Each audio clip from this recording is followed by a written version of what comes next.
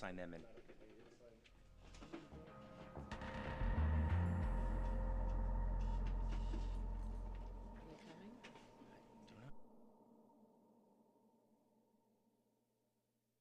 Call the meeting to order, waiting for our last two colleagues to come out. It's 2:01 p.m. Let's start with roll call. Davis, Jimenez, Present. Kamei, Foley, Here.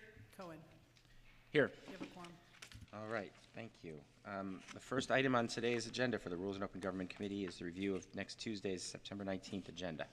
This one has a 9:30 closed session, 1:30 open session. Ceremonials on page 5. Consent is pages 6, 7, 8, and 9.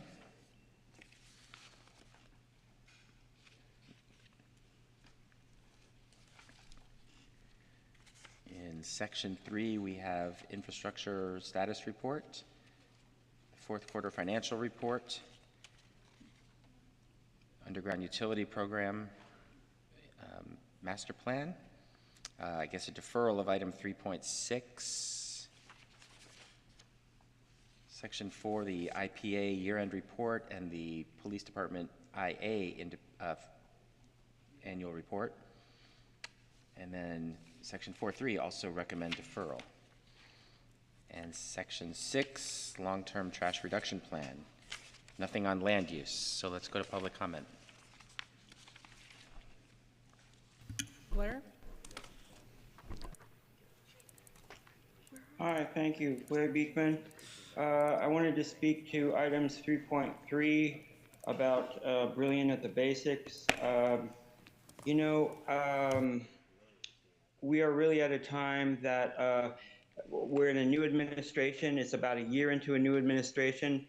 At the end of the Liccardo administration, city staff was, full head of steam, the Civic Innovation Department, around really developing ideas of the future of community technology as a real more open community process, where it's a dialogue, an open dialogue between community and city government staff and council about the future of tech in their local neighborhoods.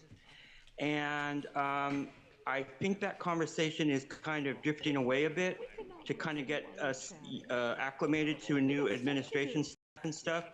It's really this fall, it's time to bring that good stuff back and ask city staff to make new commitments to openness and accountability, and want to really engage the public and ask them questions what they think technology should be in their community. It's not just city government dictating what technology is going to be placed in a local neighborhood. It is working it out with the community. It is talking with the community. That's the future of accountability. So good luck in really working on that. Mayor Liccardo created a staff to do exactly that. He got that part really down good. Really try to work on that, please. And it's important. And I'll be talking more about it now, actually, so it can be more comfortable. And the other item about upcoming IPA reports. A deputy IPA just quit. And there's a real lack of accountability and transparency going on with the police again. You're only speaking to a select few about this sort of work. Man, make it open, make it accountable, make it enjoyable and good for all. Back to the committee. All right. Is there a motion for the agenda for the 19th? Move to approve. Second. Or comment, I guess, first. Any comment? Sorry, go ahead. It's such a small group. Can I just raise my hand or speak it? Just elbow me. I just had a question about, whoa, this is echoing kind of loud. 3.6, the recommended deferral. You're recommending just a deferral for 1 week? Is that right? That is correct. My understanding is there were agenda and administrative issues with the recommendation language and the memorandum, so the attorney's office wanted additional time with the boards of retirement services to sort that out. So the memorandum wasn't posted last week as a result, so need to waive sunshine to hear it on Tuesday, so we're recommending a week deferral. Okay. All right, so the retirement boards had asked that this item be moved up in the agenda, but if we're deferring it, I guess that's not necessary. That is correct, and Roberto has been made aware and has informed the chairs, at least is what we understood, that there'd Okay. be a week deferral. Okay, thank you. So that item will appear on the 26th agenda next week when we review it? That is correct. Okay. Once you accept this, so when we do the page for the 26th, I don't believe you'll see it, but next week you would see it on the 26th. Right, right. And like 26 is a pretty short agenda, so it should be okay. Okay. We have a motion and a second. Any other requests to speak? All right, let's vote. Motion carries 5-0. So the next item is the agenda for the 26th of September.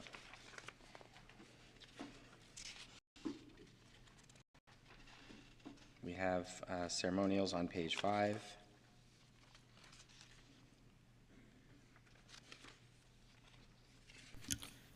Consent, starting on page 6. Page 7. On section 3, we have open audit status report, integrated waste management enforcement program, and citywide insurance renewals. Nothing in sections 4, 5, and 6 or 7. Section 8, the consolidated annual performance evaluation report. And then we have land use consent. We have a notice on this agenda for evening session. I assume we're going to cancel evening session for this meeting and hear land use consent right after consent. Is that the intention? Yes. Okay. Thank you. So let's go to public comment on this agenda. I have no hands.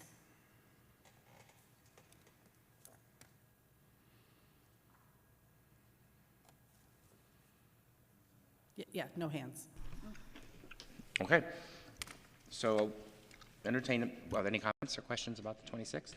I'll entertain a motion to approve the agenda with the cancellation of the evening session.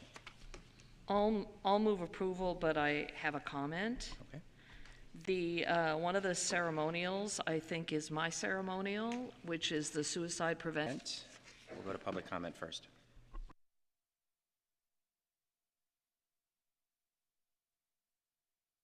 There are no hands. Move approval. All right, let's vote.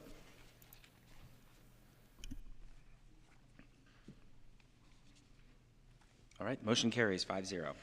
Consent calendar is approved. Now that brings us to section C, item 1, safe parking program requirements. Councilmember Jimenez, are you going to introduce, or Councilmember Batra, you're going to talk about this one? Yeah, I'll defer to Councilmember Batra, you're going to talk about this one? I'll defer to Councilmember Batra.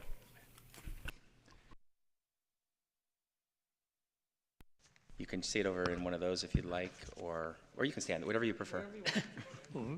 Wherever you tell me, I'm okay with that. Okay.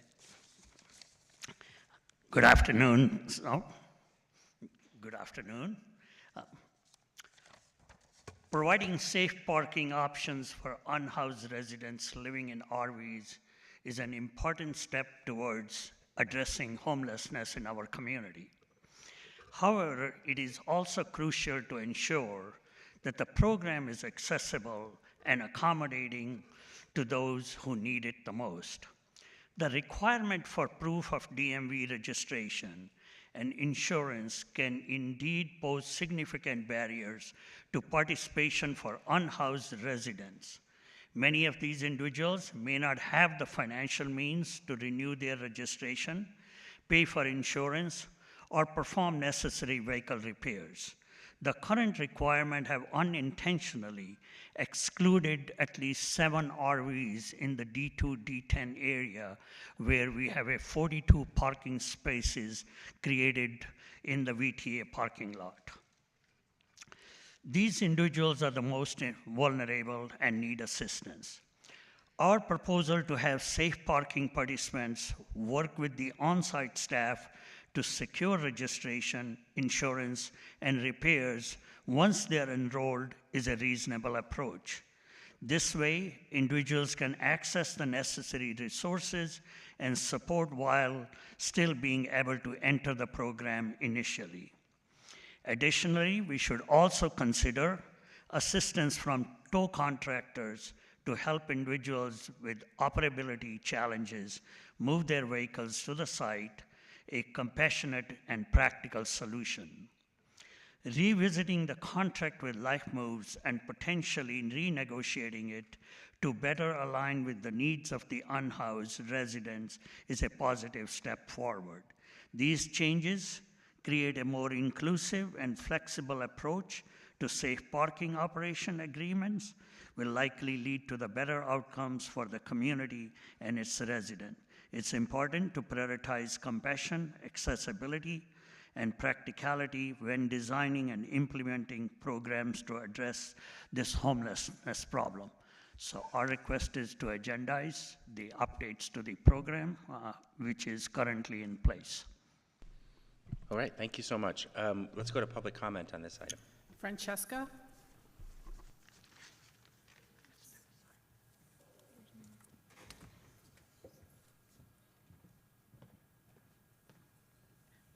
Followed by Sean.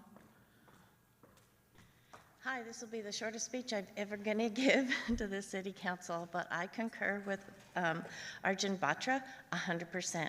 We need to make getting into safe parking, safe living, safe cabins with low barriers. I frankly don't understand why an RV that is used for housing has to have DMV moving registration if it's not going to be moving on our streets. So get them towed, get her done, and thank you very much. I support Mahan, Jimenez, and Batra. Thank you. Next speaker. I also have Reverend Moore.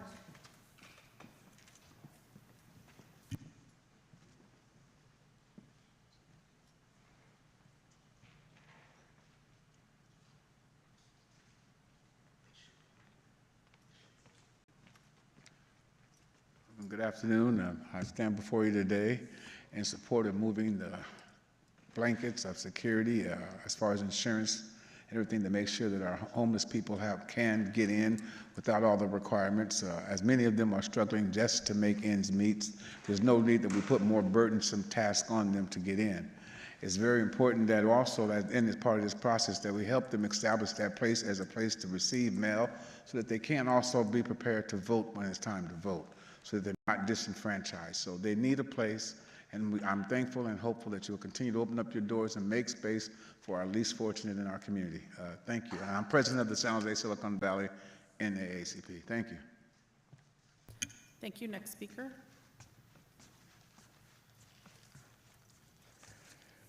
Stick in the next one. But I do appreciate this. I think that it's a long time coming. There are a lot of people that haven't been able to be in there, and the poor people at Columbus are just languishing away. And I do want to bring up that there are people who are interested in safe parking programs, but have brought up that they're concerned because if their immigration status. And I'm not saying that it makes sense, but you know how when people have something that they're concerned about, then everything ties into that. And so they're concerned that going there, that somehow their immigration status will be revealed and blah, blah, blah. So it's just something to consider. It's something that I've heard from a couple of folks. So just wanted to raise that. Thanks. Gail? I will pass them out at the end of the meeting. Hello. Thank you. Thank you. Just number one, I want to thank Councilman Batra.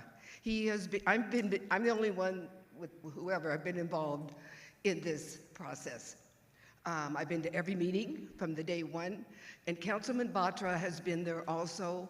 We have fought tirelessly to get this open. We have meetings with the residents, not the resident, but the residents of D2 and D10.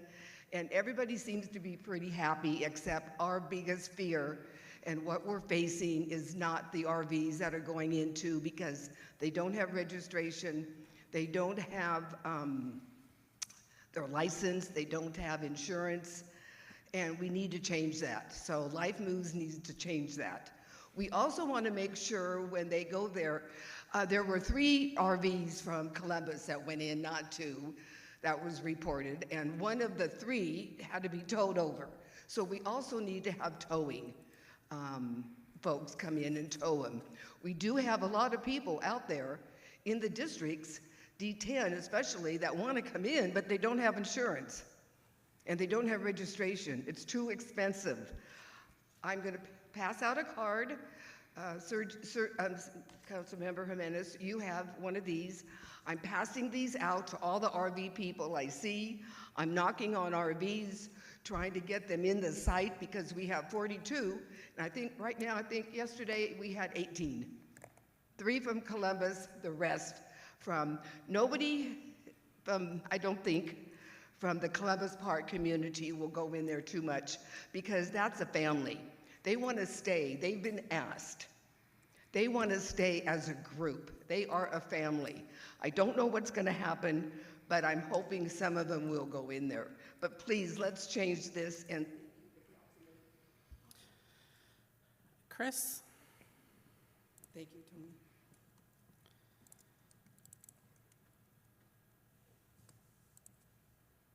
Good afternoon, committee members. My name is Chris Copolillo. My role is Managing Director of Policy, Enrollment, Advocacy, and Community Engagement at KIPP Public Schools in Northern California.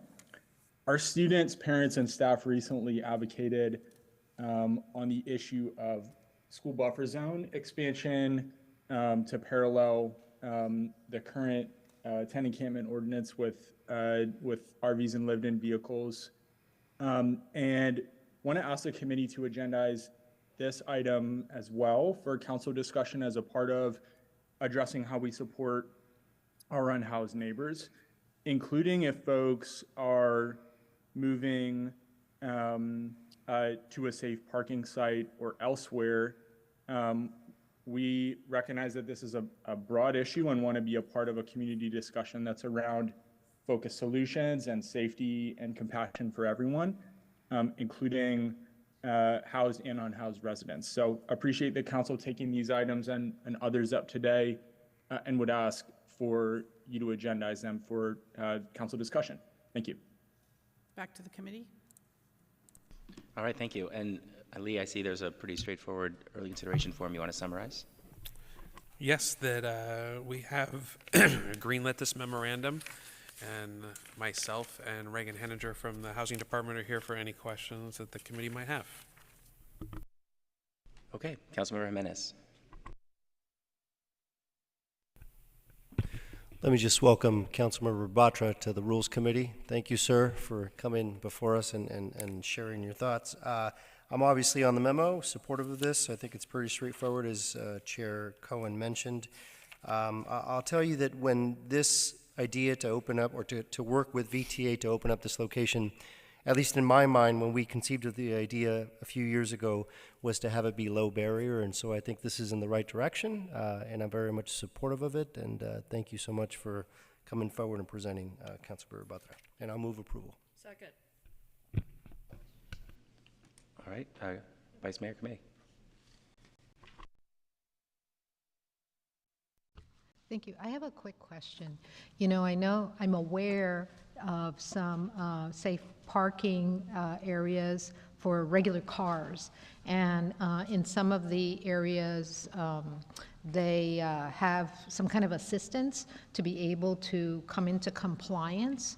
And I was just curious, if that's even possible, to try to get people's registrations up. I know that in the past there's been a little bit of talk about, well, maybe we can get the potential of, if an RV is in need of some repairs, but I don't know. I don't know if this is a site that would be eligible for something like that. I know for the cars, there have been pathways where certain churches do allow for trying to help get your registration, get your insurance, get you back into compliance so that, there isn't that fear of being out there. And I was just curious if this lends itself to some of that kind of assistance. Hi, Vice Mayor. Thanks for the question. Reagan Henninger, Deputy Director of the Housing Department. We do offer financial assistance and support to help individuals with registration, insurance, appointments at the DMV, and some repairs. So that would be available to some of the RVs, should that be That's something? right. That's part of the city's contract with Life Moves. We have that flexible funding available for client assistance. Okay, well, great. I'm glad to hear that. Thank you. Councilmember Jimenez. Go anywhere. Just a question, all this sort of begs the question, I didn't think to ask it until now, is why wasn't this just part of the setting up of this program to begin with? Sure. So there's a certain amount of risk and liability to have people on site with vehicles that are uninsured, which is actually a state law. I'm looking at the city attorney.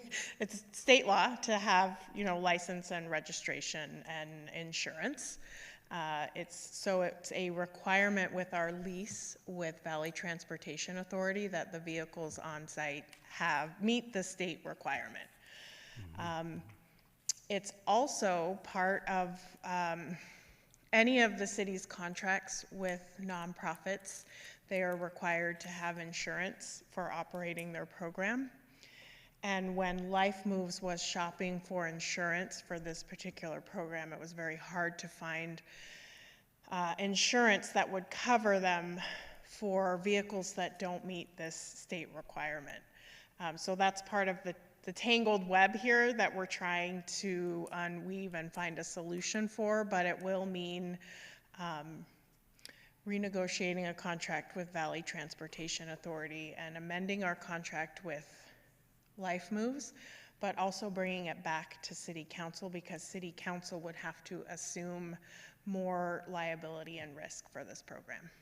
Okay, thank you. That makes sense. So the last statement sort of answered the question I was having as you were going through, the anticipation that we're going to be able to work through those issues with VTA and Life Moves. But it seems like if the city's taking on more responsibility or liability, then we can take that burden, if you will, right? The other question I had was, I noticed, on the early consideration form at the bottom, you see the different departments that are required to participate on this particular policy item. One of the boxes that's marked as finance. I think of finance, I think of money, but is that because some of the assistance is going to be tied to the city's formal process for granting assistance to folks that maybe are considered low income or things of that nature?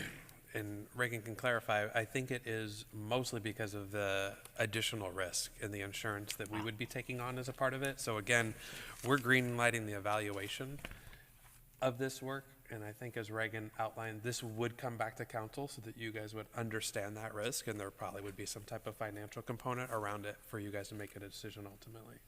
Okay, all right, very good. Thank you, Reagan.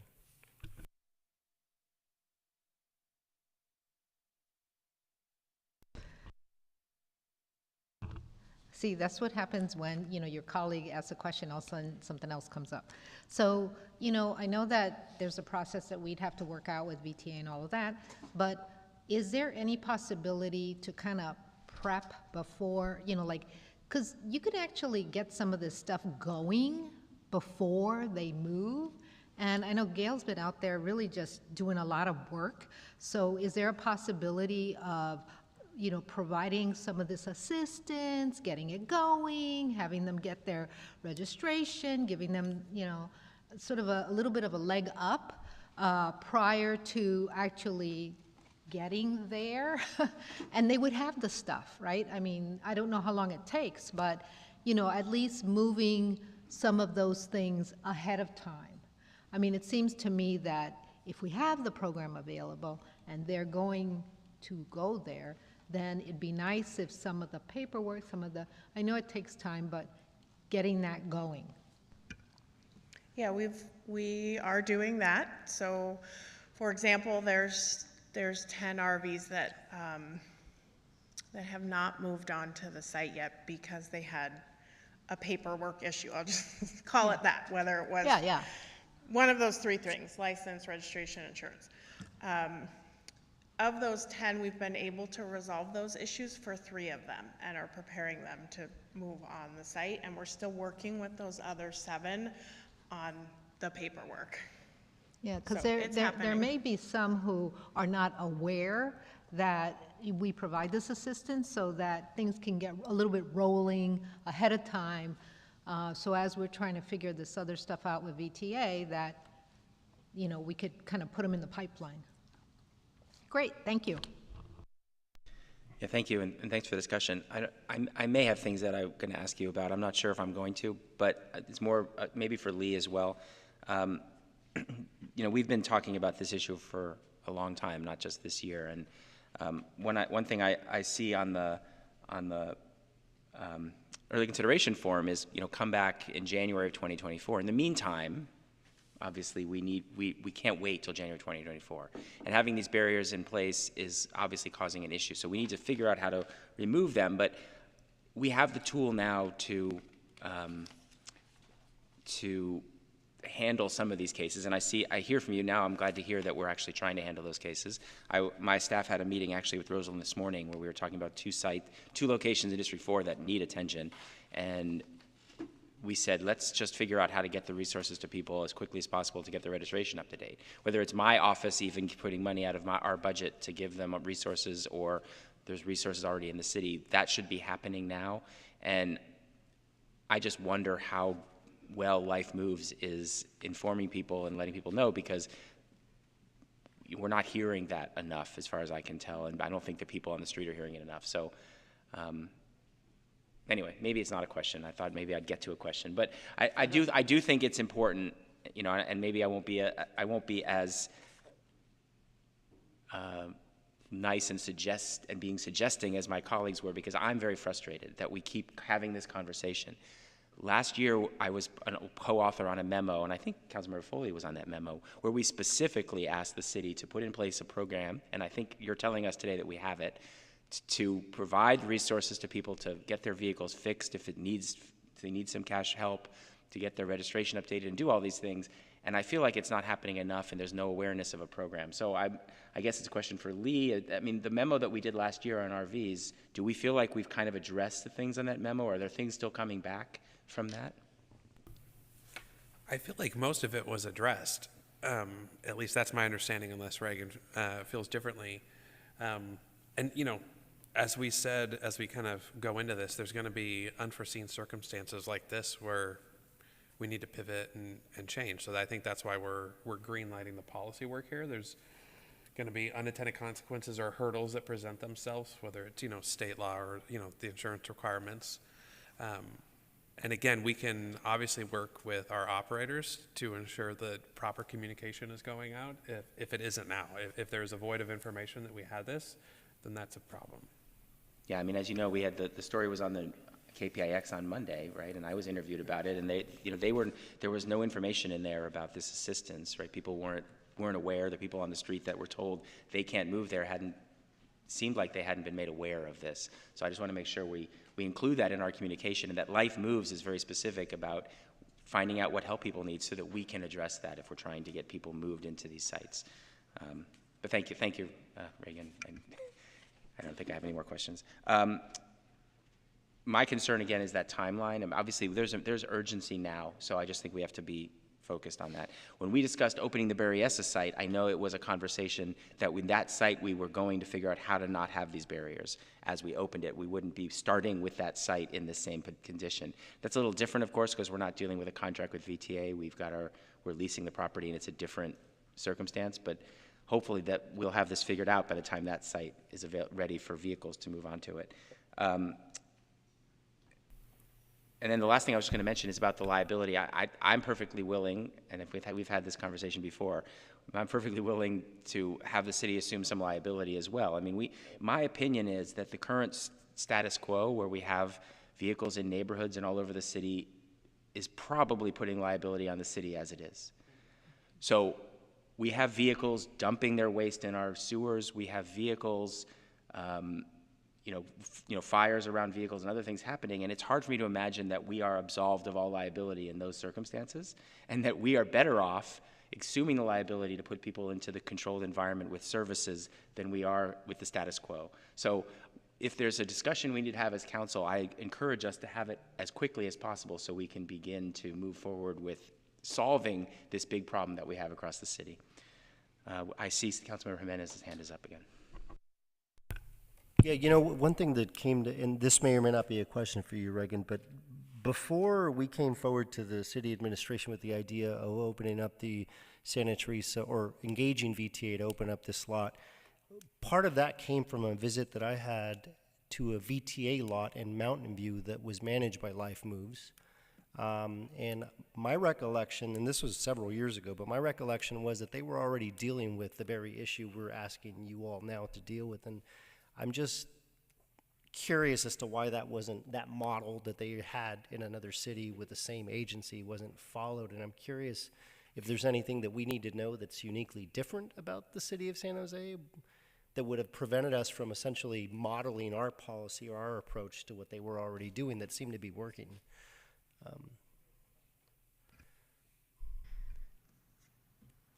I've been to the Mountain View site, and I'm just trying to remember, but I think they had similar issues, Councilmember, because again, what we're dealing with is a state requirement, right? That we have insurance and. But they were in operation, and I think they were helping people. They were operable vehicles, like that site wasn't towing in inoperables. Yeah. I guess in my mind, there's a distinction to be made, because even if a vehicle isn't operable, but it has current registration, I mean, that they could theoretically move it there, because I think they even had folks helping to fix some of the RVs there and things of that nature. I just haven't found a Yeah. program that's tackling it yet, Yeah. this Okay. very important issue. Yeah, okay. All right, okay, thank you so much. And I'll just add one more comment to that question. I mean, we're talking about inoperable vehicles and the challenges there, but in my opinion, there are a lot of operable vehicles that still could move. And so we're not at the point yet where we've dealt with all the operable vehicles and everything on the street is inoperable. And I know there are for a fact, because there's more RVs moving into neighborhoods in my district, and I'm sure other districts right now. When they move there, they're operable because they showed up, right? So we shouldn't be saying, well, we're focusing on this one site. We can't find ones that we can move now, and then getting delayed in going back now to another site and finding the operable vehicles that are ready to take the service and move. I know this is a tough challenge. It's work for the staff to be all over the city doing this, but I have a feeling that with a concerted effort, we could fill those 42 spots with RVs that are on the streets across the city. If it means a little bit of financial assistance to get a registration up to date, but the vehicle's operable, we got to do that. I see, Reagan, you probably have a comment on that. So. Myself, council member. So we're not saying we're not taking. We will fill 42 spots. We're at 22 right now. There's 10 people that are in process to moving on site. What would put us at 32. So we have basically 10 spots remaining for the rest of the city, because the 10 that are in process are commitments we've made to the geographic area of districts 2 and 10. So citywide, that leaves us with 10 spots remaining, which we will be able to fill very easily. I have no doubt about that. Okay, I appreciate that, and thank you. I didn't mean to level an accusation as much as just to express a frustration. And obviously, I'm on the opposite side of the city from districts 2 and 10, and so I'm trying to squeeze myself to the front of that line for those other 10 spots. But thank you very much. I think we had a motion in a second. Unless there's other comments, let's vote on this item. All right, motion carries 5-0. Now we're on to item 2. This is regulating oversized vehicles citywide. I think, Councilmember Jimenez, you're going to introduce this one. Yeah, thank you. To stay on the topic of oversized vehicles or RVs, there's a memorandum that's submitted to committee by Mayor Mahan, myself, you, Chair Cohen, and Councilmember Dwan, who isn't here. But in effect, it's to direct the city manager to explore the following, well, and I'll touch on the concepts, but following concepts and returning council within 90 days with recommendations and a framework for evaluation and discussion. And the staff analysis essentially is an evaluation of where RVs can and can't park across the city, recognizing that they are in many, many different locations. As an example, we heard recently actually on the other item, there was a caller from KIPP schools that called in, and if we all recall during that conversation a few council meetings ago, some of the kids here expressing concern about some of the conditions in and around their school as it relates to some of the RVs that were there.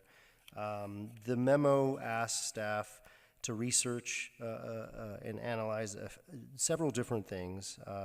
A few of the things that I'll highlight is really evaluating the practicality, limiting the number of permits, as an example, to the last point in time count, which I think we had down as about 770 RVs in the city of San Jose, and I suspect there's probably more than that, but that's what was identified last time. And so it's to evaluate that, recognizing there may be some legal sort of implications or challenges associated with that. Also, just to highlight a few things, is to provide notice and maps to residents, essentially of where they can and can't park. And I'll give you an example. I have a map here from the city of Mountain View. It says streets with parking restrictions. It's in Spanish and English and Vietnamese, and it effectively tells folks where they can park in the city of Mountain View. And I think it's a wonderful approach, although my understanding is the city of Mountain View went through and evaluated and measured all their streets, which I don't think it's practical here in the city of San Jose. Additionally, the memo is giving direction to staff to consider and provide alternative enforcement tools to deter the storage of vehicles on public right-of-ways, and also really streamline the creation of RV-safe parking sites. So tied to the item that was before us before, essentially just trying to speed up the process so we get these established in different parts of the city as quickly as possible. Now, we also recognize, obviously, in reading the early consideration form, there's not many items that I see rated a 12, which means they're highly complex. We have the city attorney's office, housing, IT, and all these different departments that need to really dig their heels in and start working on this a little bit. And so we understand that it's going to require some analysis. And so in the description from staff, and I'm going into your space now, Lisa, my apologies. But while doable, the breadth and analysis requires significant sort of work, and that they aim to return in January 2024 with some of the analysis that's outlined in the memo. So I would encourage and make a motion for approval and encourage my colleagues to accept. Thank you. Okay. We typically will take public comment before the motion, so we'll come back to that. As a co-author on the memo, I'll just make a quick comment before we go to public comment and just say there are obviously, this memo has a lot in it. There are things in it that, even as an author of this memo, give me a little heartburn. Not everything is straightforward. Not everything is practical. On the other hand, and that's why I worked as a co-author very hard to make sure the memo was clearly suggesting that we need to study all these things and have an understanding of what's in our toolkit and what won't be in our toolkit so that we can move forward and make decisions based on that. This is an investigatory request and not a policy-making request at this stage. And so with that, we'll move to public comment and then come back for discussion. But go ahead, yeah. Just a quick comment, and even just an acknowledgement. I know there's some folks in the room, some homeless or unhoused advocates in the room, and I suspect I've said to each of you this, but I'll just state it publicly, is that I think this issue sort of, in my mind, falls in the lane of one of those things that we as council members struggle with because, and this is a very difficult issue, certainly our heart goes out to the people living in tents, living on the street, living in RVs right on the side of roads. Obviously, we need to do something, and I'd like to think that we as a council have really done and continue to try to do more for those residents.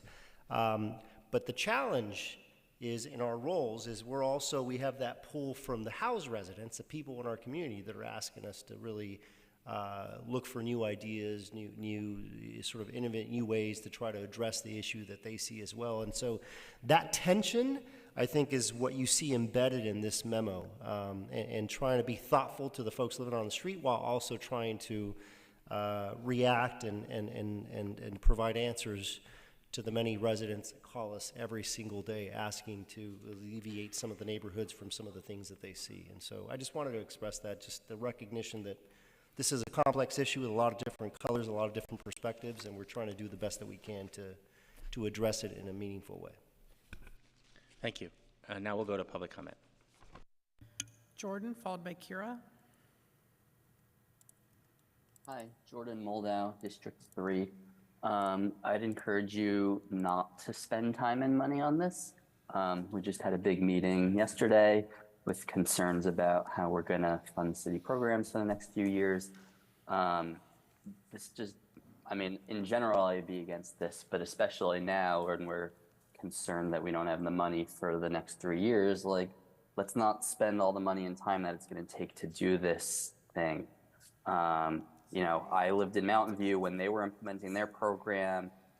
There was a lot of money spent to educate people and implement the thing, and then they messed it up. They had to redo it. I'm pretty sure there was a lawsuit at some point that they had to deal with. This is not a cheap thing. And as you said, San Jose is much, much bigger than Mountain View. The other thing I see is that, to me, people say oh, there's a safety issue.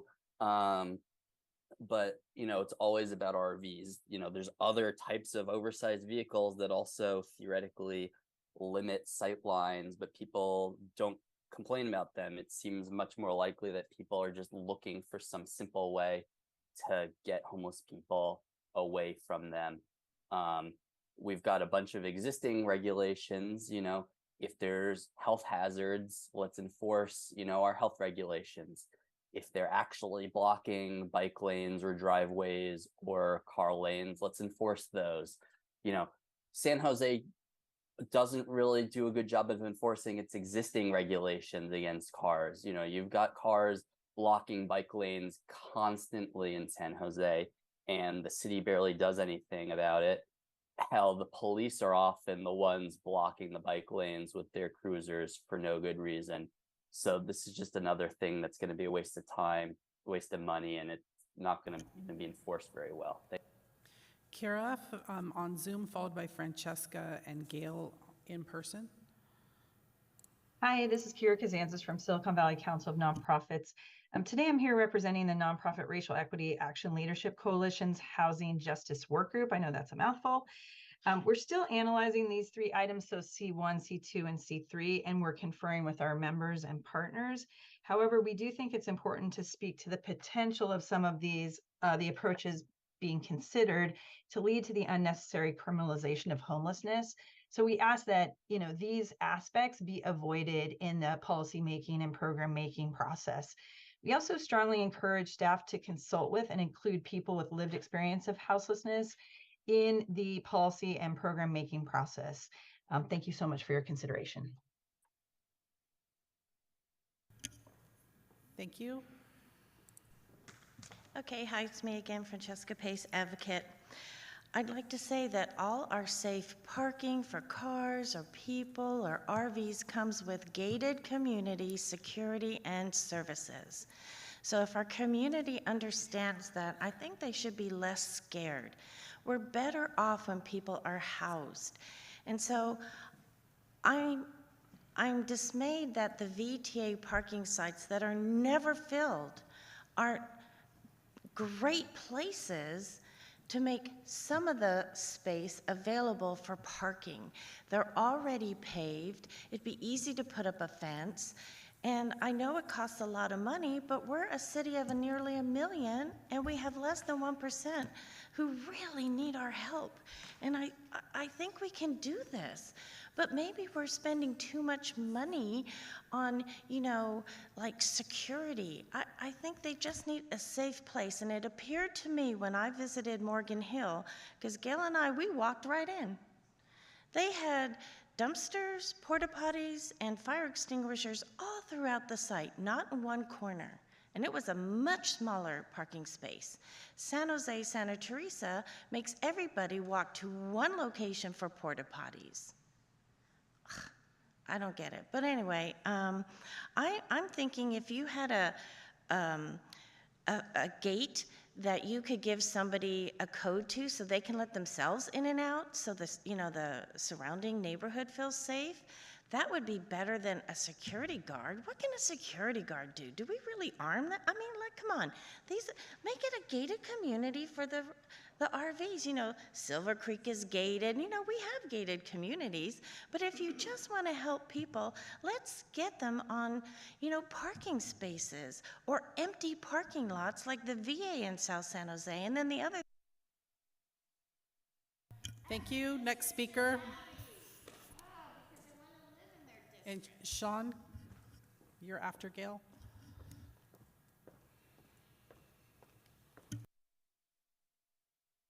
I wasn't going to speak on this, but the RVs people that live in RVs do not need to be criminalized. And this is what I feel is going on.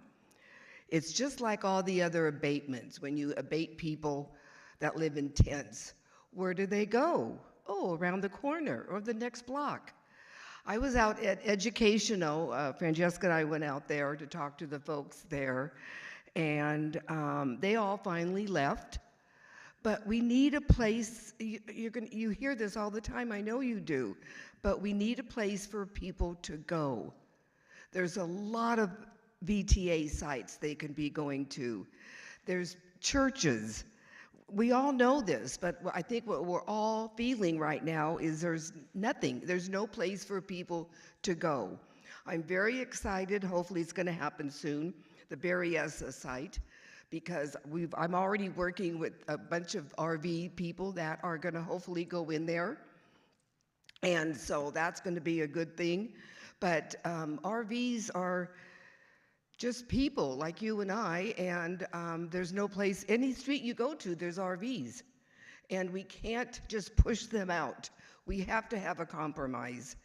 What, I don't know, but we have to also find some more safe parking for RVs. And like Francesca said, please, in every single district, there's space. Thank you.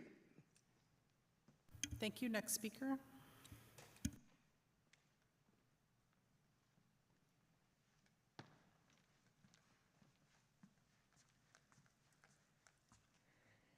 I just sort of feel like you're going to establish like these little ghettos where RVs are. And I just don't like the way that that sounds, but that is, you're saying you can be here. And in a weird way, you're also establishing like RV sanctioned camps. And if you're going to do RV sanctioned camps, then do tent sanctioned camps. You know, it's just as good for one as it is for the other. And we've asked you for that for literally before all of you were like sitting in these chairs. You know, we asked for that before your predecessors. We asked. So when you do this and you say you can only be here, you have to remember that a lot of those people are they are hanging on to the last thing that they have.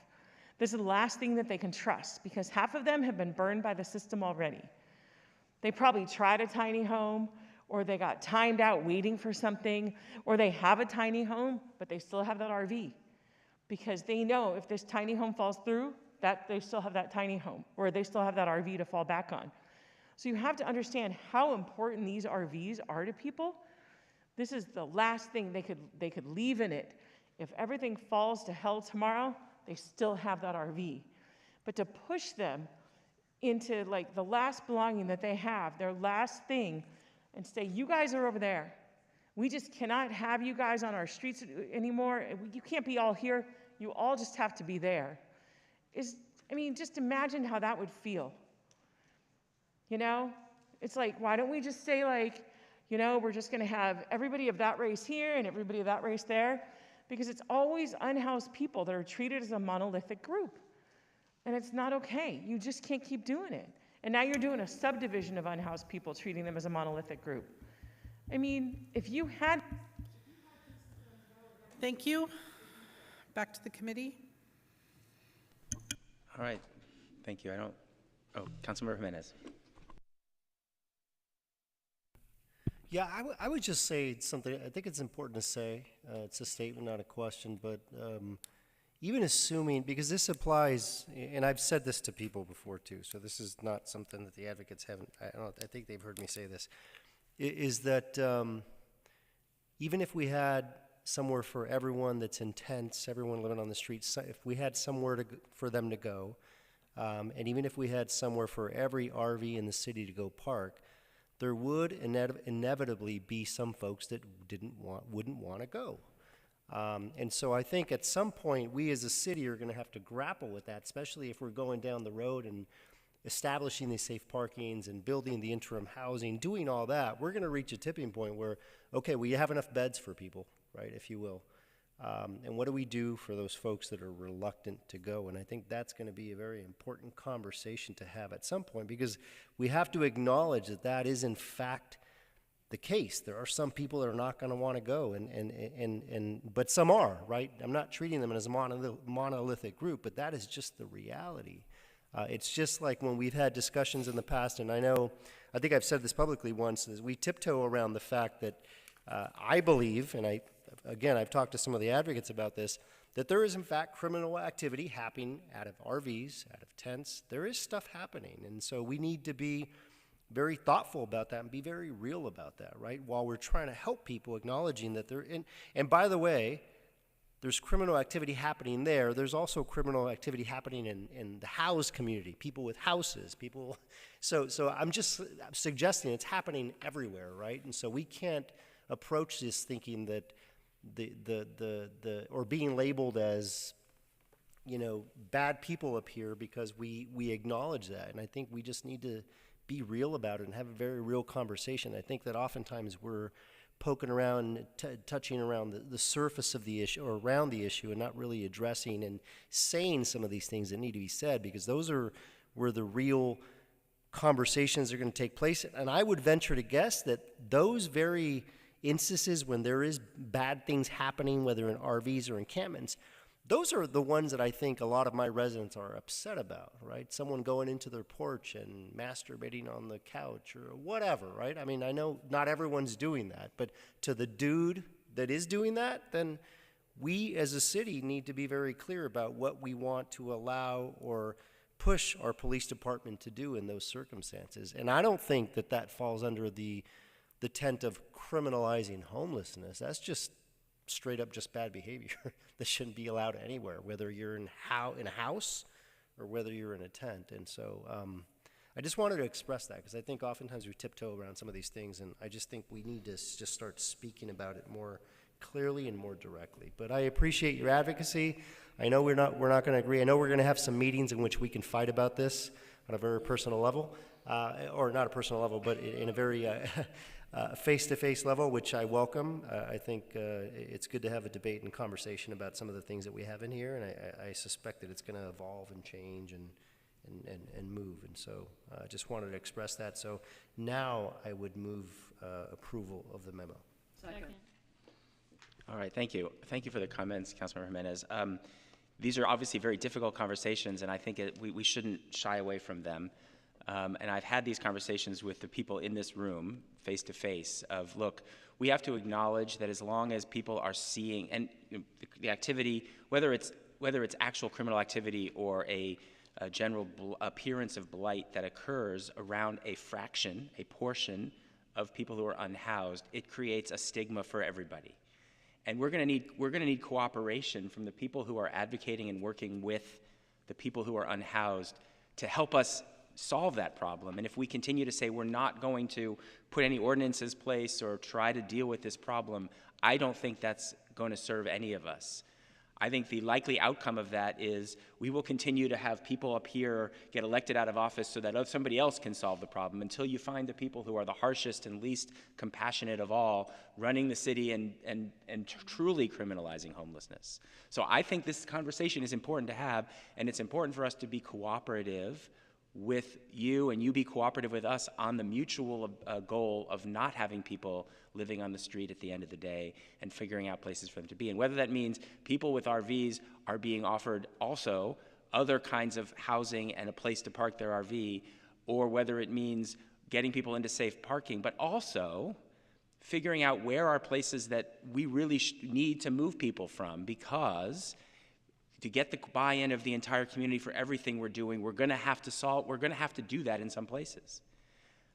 And as long as, I mean, I heard one of the comments was talking about creating a ghetto, but unfortunately, when you have a gathering, I mean, if the implication of that is once you get a gathering of a certain number of RVs in one place, it becomes ghetto-like.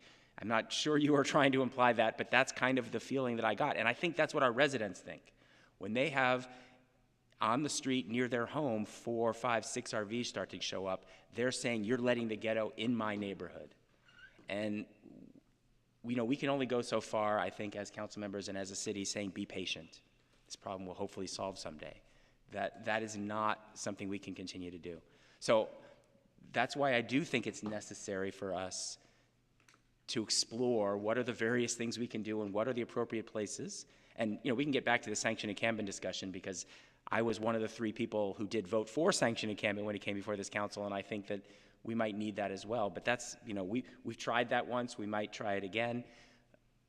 But the RV question is now creating some different dynamics in this same conversation that I think we're going to have to address, or else we're not going to get a community that buys into what we're trying to do holistically as a city.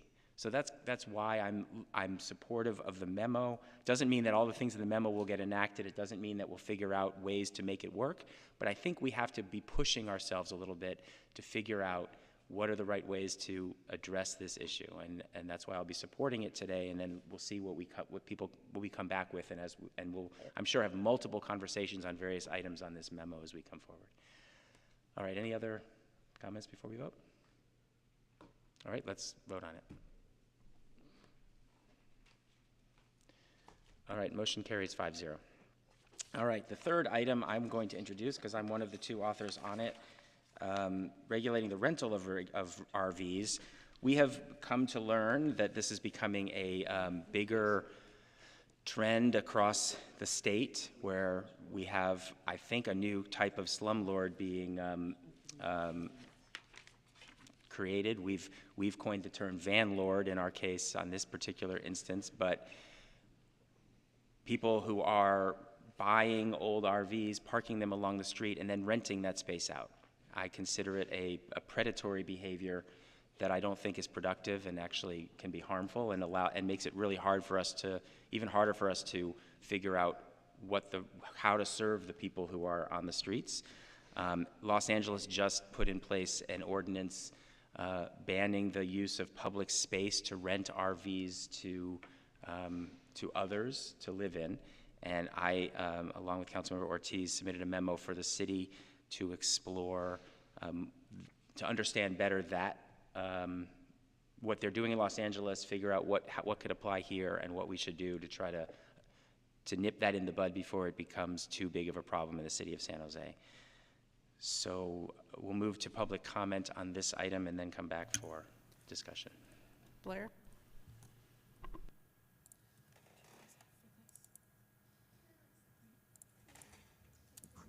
Hi, are we a public forum?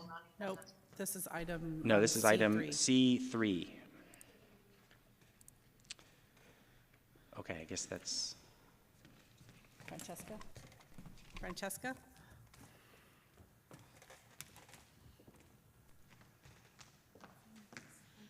Okay, I've never heard of this. This is crazy. But I do know there are situations where when somebody has an RV and they get into housing, they give their RV to a friend, but there's no paper trail. Or the person that was helping a person in an RV dies, And they know that the person who died, the son knows that the dad who died in his RV wants his RV to go to another homeless person. So there's all these ways that registration is a problem, but this rental thing, I have no opinion. It just sounds horrible. Back to the committee. All right, thank you. Just to follow up on since we had that last comment, yes, transferring ownership of an RV is a very different issue than charging somebody $1,000 a month to live in an RV, which we know is happening on the streets of San Jose and certainly is happening in other parts of the state as well. So that's what this is about. Any motion or a comment? Second. Any further discussion? All right, let's vote.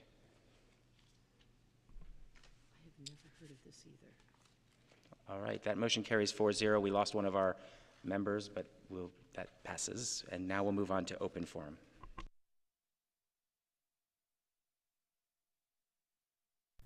Call-in user 1, followed by Blair.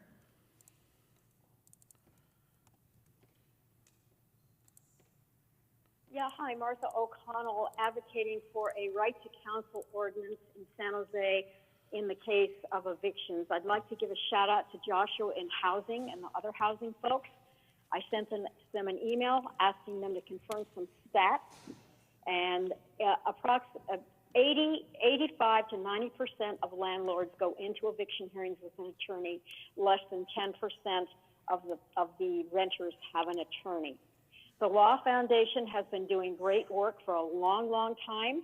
I have been referring folks to the Law Foundation, and they are coming back and telling me the Law Foundation, through no fault of its own, is saying we simply cannot take your case. We are too backed up. The Eviction Center is referring folks to the Law Foundation. Folks call them, and they refer them back to the Eviction Center. So it's super frustrating. I'm currently helping two folks. One man, he lost the first round in the eviction. He's appealing, and if he loses, they're going to take his house out of the park. It's old, it's going to fall apart, he's going to lose everything. Another lady who's living with an adult daughter and a disabled grandchild, she's got a court case next week. She has no attorney. The Law Foundation told her they couldn't help her through no fault of their own. So I am saying that we have got to pass a right to counsel ordinance in San Jose in evictions. The Eviction Center did send me a list of 13 attorneys this morning. I asked for it. Of those so far, one does not work with mobile homes, one doesn't do any evictions, one doesn't work in San Jose, one is not currently doing evictions, and one is the Bar Association. So I'm winding my way through the other 8 attorneys. So please, we do need a right to counsel in evictions because people are losing their homes.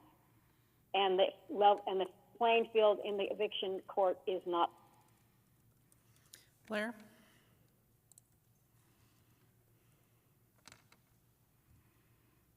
Oh, hi, Blair Beekman here. For public comment, yeah, today, just a good luck in really working towards tech accountability.